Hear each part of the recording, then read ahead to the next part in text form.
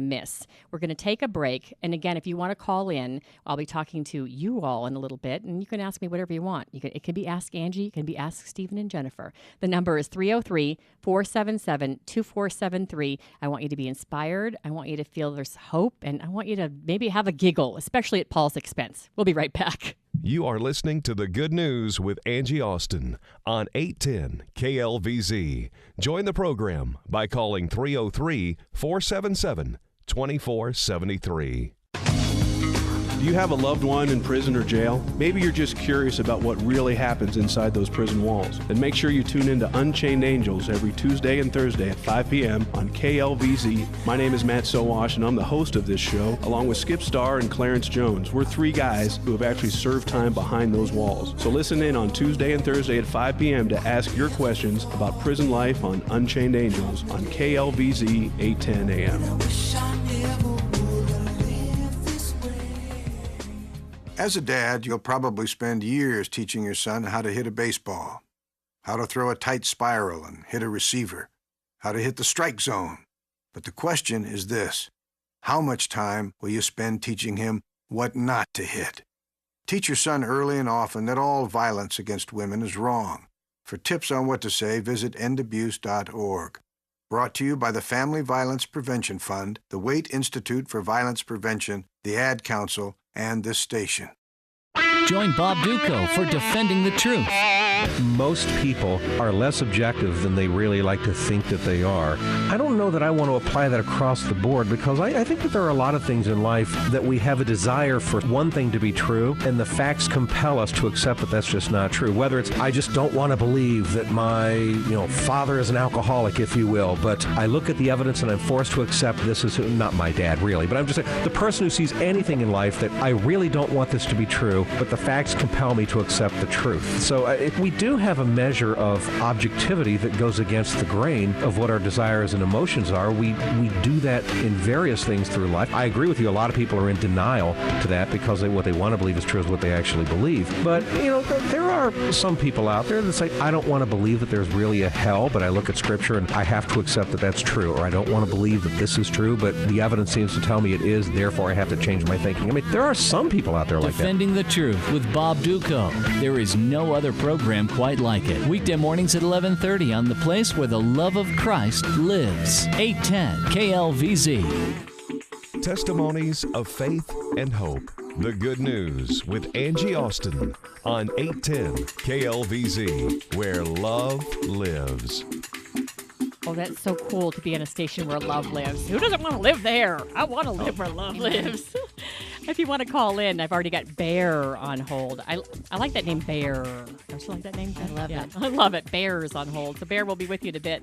If you want to call in and talk to us, 303-477-2473. And we can talk about whatever you want today, because I'm just trying to get your feet wet. The show is basically going to be hope, healing, inspiration, hopefully a few laughs, and, positive good news. Good news. I like the way that sounds. So Stephen and Jennifer Bishop are here with their story. Stephen, we were just getting to the point where you went to the doctor and were given a diagnosis that don't plan anything more than 3 months in advance, that get your affairs in order, that you have a terminal illness. And now 11 years later, you're still with us. Go ahead and tell me what happened. Well, how this all started, we were living up in the mountains past Blackhawk when Chris was born. And I think the first thing that hit me was we were building a deck out in the back, and I was using a battery-powered drill. They're pretty heavy. And I had fatigued my finger and my arm on my right-hand side because I used it so much. And I just thought, okay, well, it wasn't healing. It wasn't getting better after, a few weeks, then months and so forth. And there were several occasions where things like that were happening and different things going wrong. And I just chalked it up to being, this is what it's like to be in my middle 30s. Okay. Yeah, middle 30s. And I knew you, I met you soon after that. Yeah. And you were young. Yeah. And you looked really good. Yeah. Well, thank you. Yeah. And that was the strangest thing. So I didn't know when this aging thing started. Right. So right. I just chalked it up to that. And there were cramps and there were twitches and, multiple things that just kind of made you scratch your head. And, the thing that brought me to a doctor out of curiosity was I was shaking hands with a client at the end of a meeting, and my whole forearm cramped up to the point where I literally doubled over. Wow. And I said, okay, I might have carpal tunnel syndrome. I better get to the doctor, get my surgery on it because golf season's coming up. Right. All right. You didn't want to miss golf. Absolutely. So I get there, and he kind of nodded his head and says, I don't really think that's what it is. I'm going to send you to a neurologist.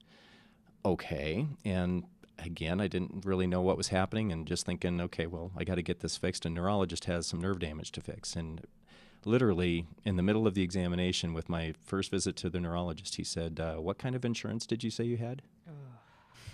And Jennifer wasn't with me because we thought this was going to be, let's schedule a surgery. Yeah, okay? carpal tunnel. And that's not what happened. So I got to come home, and this was after hours. Jennifer thought, I'd just be gone for half hour or an hour. Did he make the diagnosis right then? Right in the middle, after he asked that, he finished doing his numbers and calculations with the tests, and I said, I want you to be straight with me because I just want to know what I'm dealing with. And he says, well, and he swallowed real hard, and he said, I think you have motor neuron disease. And it just kind of clicked with me for some reason. This is a degenerative nerve disease that's probably fatal, and I don't know how to explain why that just hit my brain, but it did. But you knew that it was something that could possibly end your life. Yeah. So I come home, and Jennifer's like, what happened? Where are you? Where were you? And I said, specifically, you said, how did it go? And I said, well, not very well. And I'm like, what do you mean not very well? He's in his mid-30s. What could be so wrong with him? Well, and I wondered because he was home. He didn't go back to work. Oh, that's right. So we went immediately to the computer in a medical book and started looking up motor neuron disease. And Lou Gehrig's name kept coming up. And we're like, what is the association with this? We couldn't figure it all out. And Jennifer's reading in the medical book stuff that's not good. Terminal, 2 to 5 years. Yeah.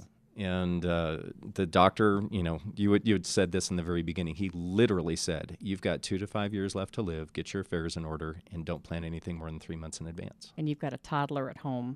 Not even 3 years old. Okay. All right. Go ahead, Jen, and tell me about what happened when he came home and what you were feeling. I can't imagine. We didn't want to believe it. But Stephen's foot was falling off the pedal, and he was having problems typing and just weird things, twitches all over his body. When we'd be laying next to each other in bed, it was interesting because we were like, whose legs are twitching? And it was always his, but we never really associated those two things together until we got the diagnosis. So then you get the diagnosis. I met you shortly after that when you got involved with MDA, and you became well known within that community as well and did fundraising, et cetera. And just tell me how first of all, the miracle is you're still here, but I just want to make note of one thing, that in being friends with you, and you've come to my wedding, you've seen all my kids, come around, that I have been so blown away by the way you've handled it with such grace, and I admire the two of you so much, and you know that because I've told you on numerous occasions. I've never seen Stephen feel sorry for himself, be depressed, and I know how difficult this is. And now your son's a teenager, and Stephen really, his wish was really impossible at the time, was to live to see his son grown, and that wasn't even, they thought, even a whim of a slight chance. It was just a flight of fancy hope, and here you are. Yeah. In all honesty, the very beginning, you get a diagnosis like that, and it just kind of blows you away. I mean, our son being 3 years old, not even, and I kind of fell into depression, started antidepressants, and I remember, and Jennifer actually reminded me of this. She flat out said, "We still need you here," and she shook me, and that was probably one of the biggest things that kind of got me back around, and we started getting involved with the Muscular Dystrophy Association. They do handle 43 neuromuscular diseases, and thank goodness that ALS was one of them, because Jennifer initially got in contact with them, and she revamped and re-energized their ALS support group. Okay, and she did. And oh yeah, she literally asked their permission to call patients and so forth, and got that group and going you both again. work tirelessly in this arena, of helping other people, getting people into patients' homes, ALS patients that could no longer take care of themselves or buy groceries, et cetera. So you've been very involved in getting people to help as well. The Extra I know Hands your faith program. was really important in terms of your ability to cope with this. How did that help you? I don't even, it's everything. Our faith in God. Every day I thank God that my husband is still with us, that we're still married and our son has a father. And how I think we've helped ourselves is by helping others. And it started off with the Muscular Dystrophy Association, and they were so incredible to us.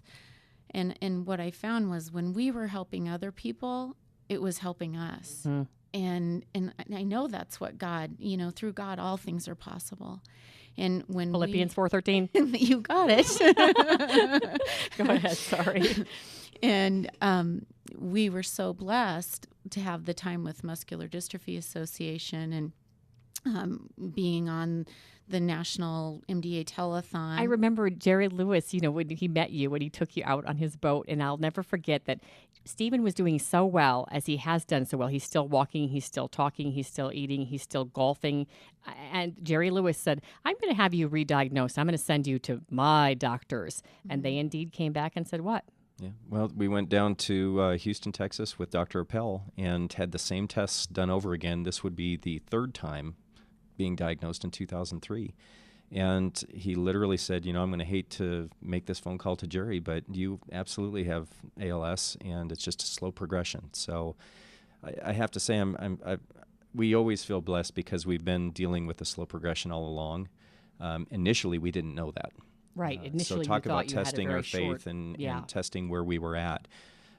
So when we started getting involved and really becoming public about ALS and the ALS community, and people were hearing our story, and then they would be calling in. And I think probably the biggest thing that people realized was that they were not alone.